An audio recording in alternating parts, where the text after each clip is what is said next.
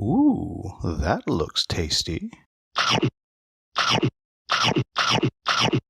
Welcome, folks. Today, the Hungry Gamer is back with another mini preview. Today, we're talking about Welcome to Reckoning, which obviously is a prototype. It doesn't even have a box yet. And what this game is this is a solo-only deck of cards, and you're basically trying to get out of this Old West town, which I guess is called Reckoning, where kind of Shadows of Brimstone style, this weird dust has come up and is creating like these tentacle monsters are destroying the town, and you're just trying to get out.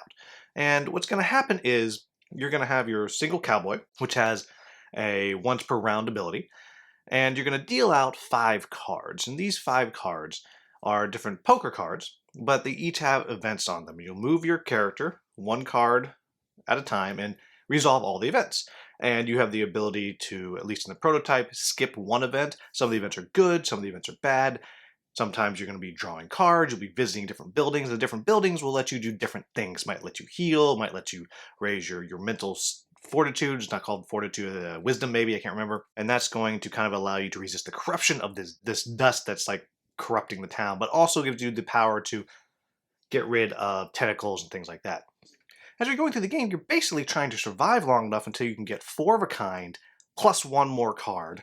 Make sure that the wagon has come out of the deck, which is somewhere in the bottom of the deck, and that you are able to go and have 1 extra card, so 4 of a kind plus 1 card, so you can spend the 1 card to go get into the wagon and go off.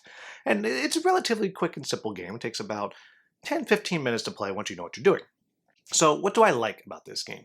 Well, I do like the speed. I find it very hard to be upset about a game that is playable in 15 minutes and that you can play on a coffee table at a coffee shop, or first time I played it, I was actually at a library, just a little tiny cafe-style table just sitting there.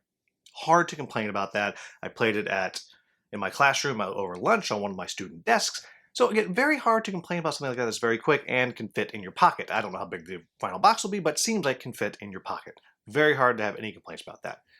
I think, now moving on to the actual gameplay, I think there's a lot of interesting stuff going on. I am particularly interested in the way you are trying to choose which cards you're going to kind of throw out of the event line that you're dealing with, how you're going to use your dust, because if you use too much dust, you'll wind up losing the game.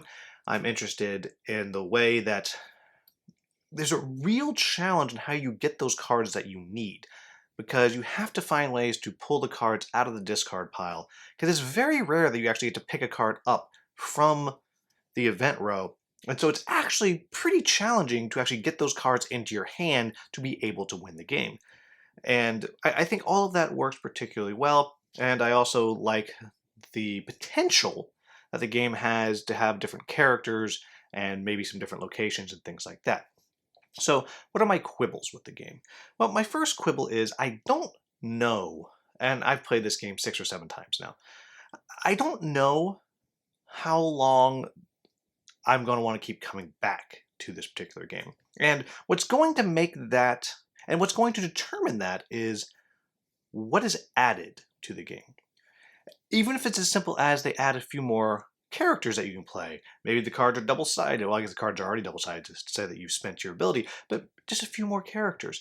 I'd love to also see, some female characters, some diversity in there. That would be great.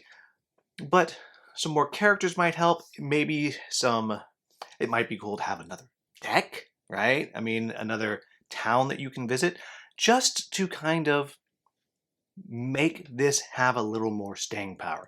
Because right now, after about the 6 or 7 times or whatever I've played, I feel like I've done it. Does that mean I'm not going to play it anymore? No. Will I go back to it? Absolutely. But am I going to go back to it regularly? Not necessarily. It doesn't have huge staying power in just the deck that I have. I'm hopeful that there'll be a little more variety and that to kind of spice things up. Maybe some kind of boss fight or something. I don't know. In any event, there you have it, folks. That is Welcome to Reckoning. I enjoyed it. I enjoyed this game. It's simple to play. It's easy. It's a pretty good challenge. I think I probably win 50% of the time or so. And I can't really complain about it because it's a solo deck of cards game that you play in about 10 minutes. And for that, I think it's really good. The question is, Is it going to have more to it to make it more than that? To be the standout, fits in your back pocket, can play solo game? Or is it just another one that's a good one that I recommend picking up? Because right now I do recommend picking those if you like solo, quick, easy to play games. So there you have it, folks. That is Welcome to Reckoning. As always, if you found this video useful, please like, subscribe, share, maybe consider becoming a channel member. As always, thank you so much for watching. Have a wonderful, wonderful day.